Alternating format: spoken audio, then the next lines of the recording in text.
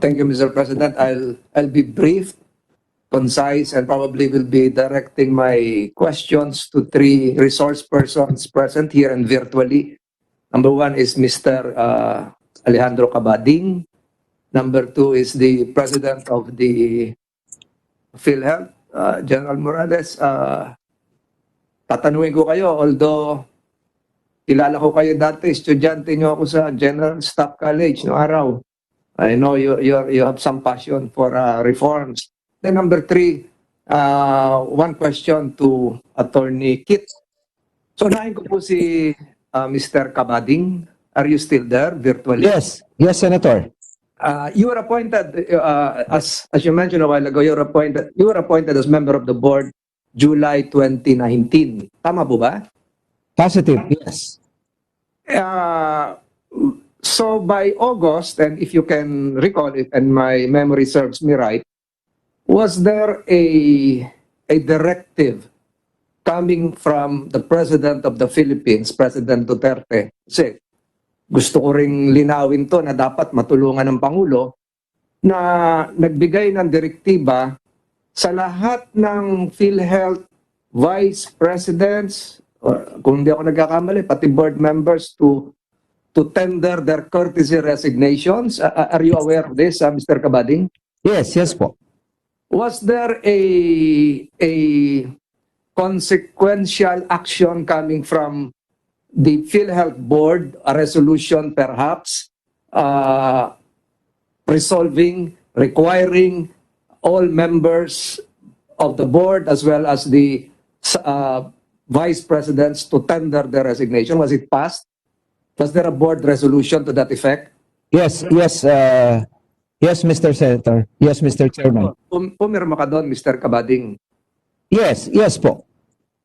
May I direct this question to General Morales? Nagkaroon ng board resolution August upon the directive of the President of the Philippines for the officials of PhilHealth to tender their courtesy resignation. And there was a board resolution as per Mr. Cabading. Can you confirm this? Senator, I think that presidential directive covered only the members of the board and did not extend down to the vice presidents of the corporation. But there was a board resolution asking for the courtesy resignations of all SG 26 level up. So, General Morales, we're now referring to two resolutions. One is the resolution which emanated from the directive of President Duterte. Two, a board resolution requiring the vice presidents to resign. Alin po dito ang napatupad na? Kung meron. Yung pangalawa ho, which is supposed to be ako ho magpapatupad, but I was a member of the board already at that time. And I sought to seek a qualification to the board resolution, which would give the President and Chief Executive Officer the option to implement kung sino ho ang ipapa-resign yung courtesy resignation. My reason for asking that is that I wanted to continue operating or running the corporation, and a mass resignation of SG-26 executives. SG would mean salary grade 26. Opo, salary grade 26, in my opinion, would be too disruptive to the corporation. So you exercise a certain degree of discretion not to implement a board resolution because your perception is that the functioning of the entire PhilHealth structure would be paralyzed. Pero siguro po, General Morales, I would like to remind you of the Administrative Code of the Philippines, specifically Section 38. Matters of and I'm quoting, Section B thereof, matters of day-to-day administration pertaining to the internal operations shall be left to your discretion. In terms of conflict, since you are an attached agency of the Department of Health, pwede kang kumonsulta sa Department of Health. In terms of conflict again, pag hindi pa rin kayo nagkakasundo, dapat po iakyat sa presidente ng Pilipinas. Kinonsulta niyo po ba si Secretary Duque tungkol dito? Opo, siya po ang umupo ng chairman nung pinaso yung... So ang ibig sabihin, hindi pumayag si Secretary Duque na mag-resign. Yung mga tinutukoy niyo salary grade and above. Opo, pumayag po siya dun sa siningi Pumayag siya, subalit hindi niyo in-implement. So, sa General Morales, that would mean a clear and flagrant violation of Section 38 of the Administrative Code of the Philippines, which is Executive Order 292, more so because there was a previous directive from the President of the Philippines to tender resignations. Tama po ba yan sa pagkakaintindi ko na hindi niyo sinunod? Ang alam ko sa directive ng President only covered the board members, hindi ho yung executives ng company. But, General Morales, ito pong mga tinutukoy nyo na salary grade and above, at palagay ko, nakikinig din naman ako minsan sa inyo, meron kayong na-interview kayo minsan sa isang radio program 2 weeks ago, natanong kayo kung in-implement nyo na yung resolution, ang sabi nyo po, and we're referring to 20 officers, ang sabi nyo po, with all due respect, ay na-implement na. Pero ngayon kasasabi nyo na hindi nyo in-implement. At sa aking pagkakaalam, correct me if I'm wrong, and I'll be asking Mr. Cabading, nag-issue po ng Memorandum Circular 2020-0037, nagkaroon kayo ng isang PhilHealth Corporate Memorandum na yung tinutukoy ko na dapat pag-resignin dahil doon sa board resolution na hindi nyo pinatupad dahil sila po ay may kaso sa ombudsman under NBI investigation, ay na-promote pa. Na-promote pa. Hindi na pinag-resign, hindi na suspend, ipinromote pa. At palagay ko po, General Morales, kailangan pong maipaliwanag natin ito dahil nabigyan pa ho sila ng, kung ang sinasabi nyo kanina ay dahil mapaparalyze kayo kung sila ay magre-resign, ay bakit naman ho kailangan i-promote pa? Pwede po ba natin sagutin ito? I think ho, yung nire-refer ninyong na-promote, wala hong kasong na-file sa kanila. I think this has something to do with the well-made case. Opo. Ngayon, nagbigay ho kami ng mga dokumento sa NBI at naghumingi pa sila ng mga statement dito ho sa 20. General Morales, maging si Secretary Roque, alam ko nag-file ng kaso. Ay, hindi ho. Na-filean niya ng kaso itong mga tao ito pa yung na-promote. The records will bear me out. Wala lang dito si Secretary Roque. Pero, be that as it may, bakit naman po sa halip na masuspend o sang-ayon sa isang board resolution nyo ay pag-resignin, ay pinromote pa? What is the management rationale for this? Why give a premium to persons who are supposed to be out of the government service to be promoted? These people, itong 20 na nag-submit ng information sa NBI, were not facing a case. Wala hong na-file na kaso sa kanila. Wala hong kaso na-file. You're under oath. Opo. You're under oath and siguro mamaya we can show documents. Even Senator Lacson can probably provide documents that some of the personalities involved here were even promoted.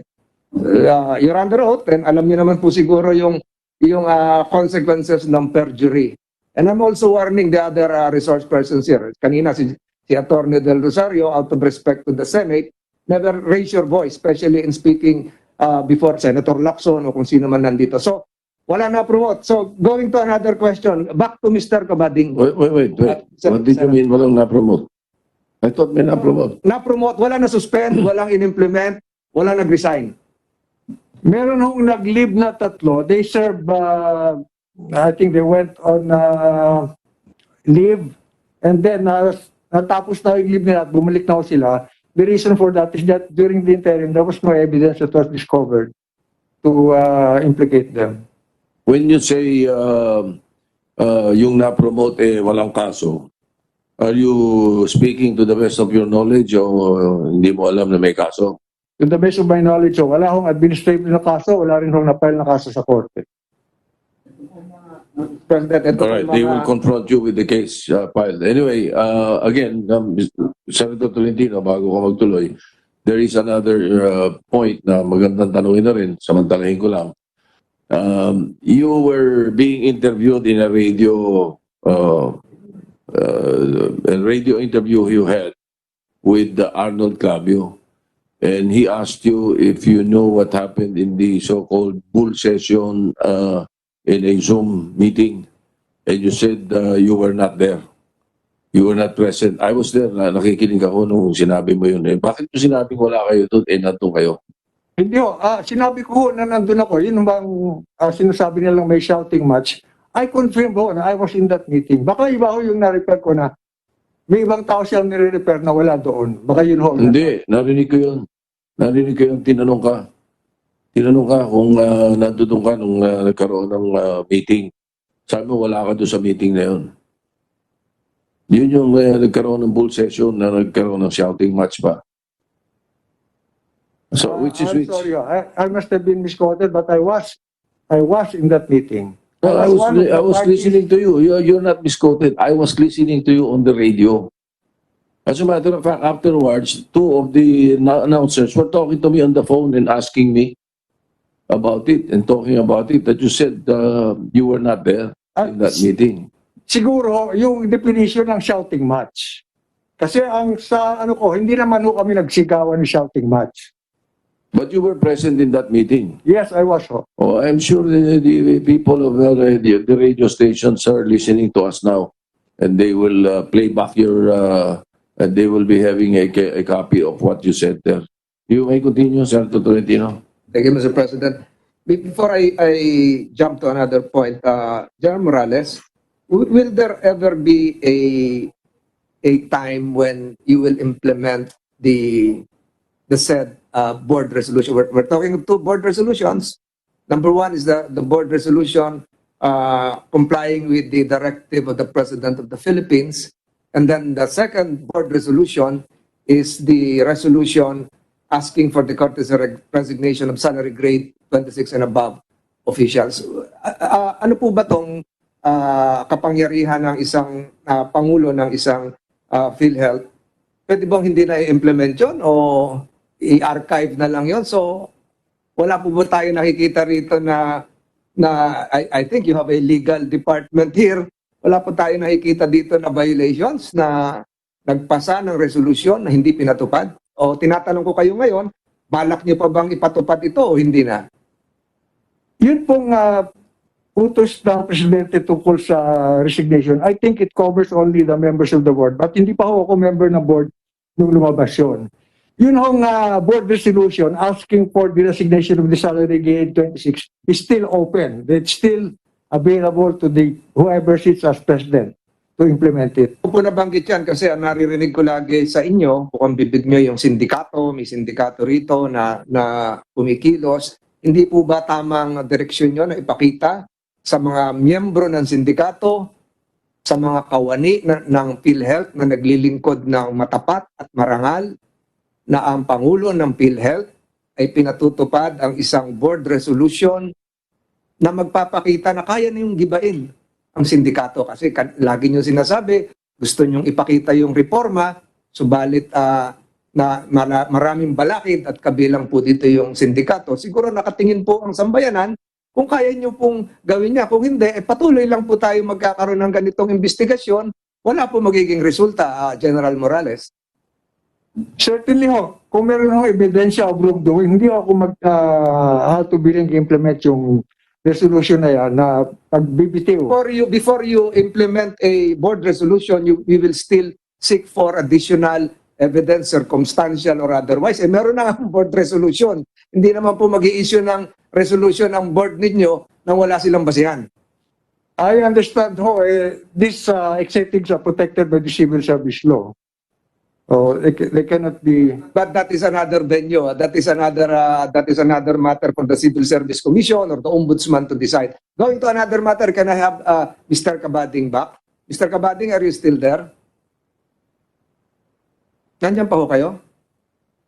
Mr. Cabading? Yes, I'm here.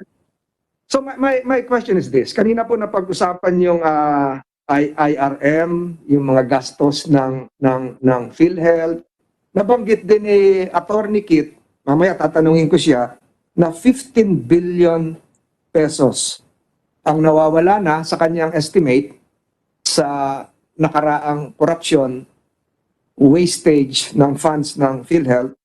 At nabanggit din kanina na 114 billion na ang nagastos, correct me if I'm wrong, dito po dahil dito sa pandemic. Mr. Kabading, 14 billion, not 114. 14 billion. That's why I asked that I be corrected. So, marami po nakakarating sa akin, Mr. Kabading, and I hope General Morales, Attorney Kit, I forgot your first name, akala ko Amerikano kanina, Torson, marami po nakakarating sa akin na marami daw pasyente na pag pumupunta sa ospital, kahit hindi po COVID, ay ginagawang COVID para makaklaim. Ang tawag na po dito ay fake COVIDs. Fake COVIDs at sila po ay nakakuha ng claim. Halimbawa po sa Cebu, napakataas po na naging COVID spike sa Cebu. Meron pong nasaksak meron pong isang stabbing incident sa Carmen, Cebu, na pagkatapos pong masaksak nila sa ospital at pagkatapos dali sa ospital, sinuwag, nagkataong negative pa, kinremake pa. Kaya itong mga magulang ngayon, naghahanap ng hustisya, paano mag-iimbestiga ang pulis, na-cremate na. Meron namang isang insidente rin sa lalawigan ng Cebu, sa Pasil, sa Cebu City, na aksidente sa motorsiklo. Pagdating sa ospital, sinuwab, positive. Lahat ng although totally unrelated yung aksidente, ay lahat sinarge na rito sa PhilHealth. Meron po ba tayong kayo, Mr. Kabading, ma-isolate niyo po ba bilang board member yung nakikita niyo po ba yung pananaw ko na baka naman maraming mga non-COVID cases, kanina dinidiscuss yan ni Senator Lacson, ang nabayaran ng PhilHealth kahit hindi COVID, sinarge na sa PhilHealth, lumobo tuloy ngayon nga, 106,330 na tayo sa datos ng Department of Health, yung nasawi ay malaki-laki na rin, yung recovered malaki. Hindi kaya nagkagulo-gulo na itong sistema natin sa nasa PhilHealth na yung hindi dapat mabayaran non-COVID related ay nabayaran at lumobo na yung gastusin. Kasi si Presidente, ang hinihiling niya, narinig niyo nung isang araw, magkaroon siya ng 20 billion para pag nagkaroon ng vaccine, maibigay sa mga mahihirap. Eh kung ang sinasabi ni Attorney Kit kanina, 15 billion ang naubos na sa corruption, 5 billion na lang ang kulang. Can you affirm this, Mr. Kabading? O baka meron ka pang ibang instances sa inyong lugar kung nasaan ka ba ngayon? Zamboanga? Yes, Zamboanga po. Tungkol sa sinasabi ko. Yes. Attorney, Mr. Kabading, I'm sorry, Senator Tolentino, your time is up, but you may answer. Go ahead. Thank you, Your Honor, Mr. Senate President. That is the danger now.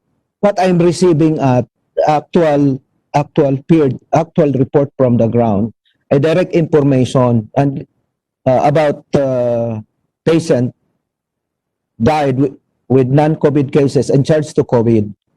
And this is a COVID case. Ang nag-report naman sa akin is yung COVID case talaga, na namatay talaga yung wife niya kahapon. Pero he was telling me that there was a case in another hospital that hindi makabayad ng kalahating milyon charged to COVID. And so this is the danger of the COVID, the IRM. And anyway, I asked the regional director of Cebu to immediately create such a team of investigators to conduct this. Kasi kung yan po ang trend, hindi po yan natin ma-plug kaagad. I don't think so PhilHealth will last, the money of PhilHealth will last even at the end of the year. That's my projection po. Because we have money, actually may pera, pinagsasabi may pera tayo, pero ang pera na iwan sa PhilHealth ay kulang pa ng pangbayad ng utang, yung regular benefit claim. We're already on the clip, Mr. Your Honor, financially. And that I could say confidently naman, medyo talagang tagilid na. We have to check on this issue of charging COVID to non-COVID debt. Thank you po. President, my time is up. Hindi ko na natanong si Attorney Kit. I respect the next senator in line. Thank you, Santo Tolentino.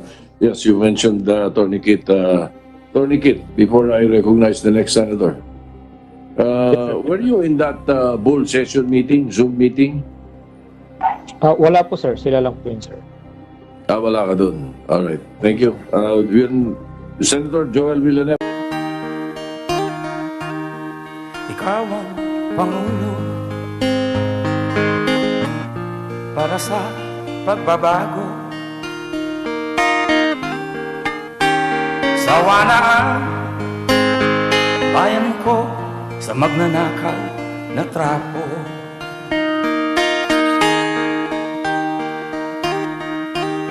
Madilim na kahapon, ikaw ang mag-aahon. Sa piling mo, di ko mawawala ang korupsyon.